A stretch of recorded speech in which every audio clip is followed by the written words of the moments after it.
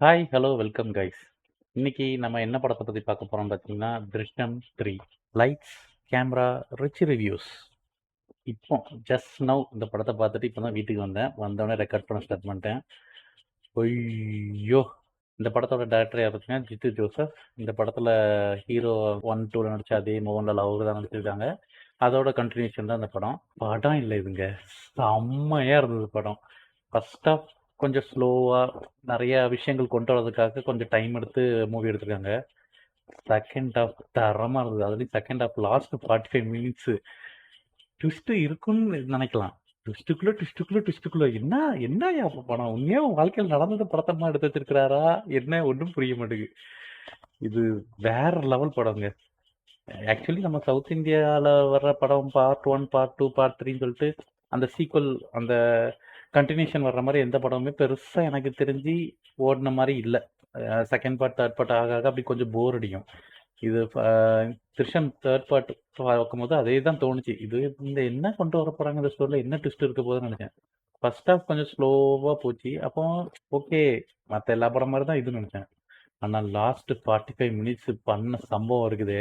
First half உட்காந்து பொறுமையோட உட்காந்து பார்த்ததுக்கு ஆனால் ஒர்த்து அந்த லாஸ்ட் 45 மினிட்ஸ். படங்க தரமான படம். இல்லை நம்ம லாலேட்டனோட நடிப்பு இருக்கு, சூப்பராக நடிச்சிருக்காங்க. லாலேட்டனா இருக்கட்டும், மீனா இருக்கட்டும், இந்த மாதிரி நிறைய ஆக்ட்ரஸ் நடிச்சிருக்காங்க, சைடு ஆக்ட்ரஸ் அவங்கன்னு சொல்லிட்டு. ஐயோ, செம்ம படம், ஒர்த்தான படம். தயவு செஞ்சு தேட்டரில் போய் பாருங்க. வித் எப்படி சொல்றது, அதாவது ஃபர்ஸ்ட் பார்ட் செகண்ட் பார்ட்டை பார்த்துட்டு அப்படியே அது கண்டினியூஷனோட அப்படியே தேர்ட் பார்ட் பார்க்க கிளம்பி போயிருக்கு. இப்போ ஒரு ஒரு எக்ஸாம்பிளுக்கு நீங்கள் வந்து ஒரு செகண்ட் ஷோவோ ஈவினிங் ஷோ ஏதாச்சும் புக் பண்ணிருக்கீங்கன்னா ஃபர்ஸ்ட் செகண்ட் பார்ட்டை பார்த்தா அதே அதே ஃபயரோட தேர்ட் பார்ட் போய் பாருங்க.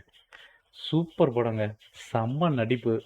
என்னோட ஃபேவரட் ஆக்டர், மலையாள ஆக்டரில் வந்து சில பேர் இருக்காங்க. அதில் முக்கியமானது வந்து லாலேட்டன். அவரோட நடிப்பு செம்ம.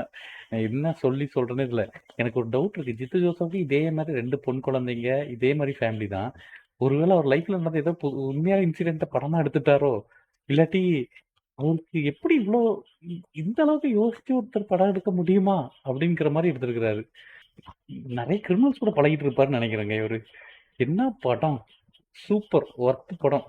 கூஸ்பம்ஸ் மூமெண்ட்னா அப்படி இருக்கும் படத்துல. நல்ல படம், தயவு செஞ்சு ஃபேமிலியோட போய் உட்காந்து பார்க்கலாம். சூப்பர் படம் இது. Worth worth worth. படத்தோட ஸ்டோரி நான் ஏதோ பேசி ஒல்லாரி ஸ்பாய்லர் பண்ணிடுவோன்னு எனக்கு ஒரு பயமாவே இருக்குது.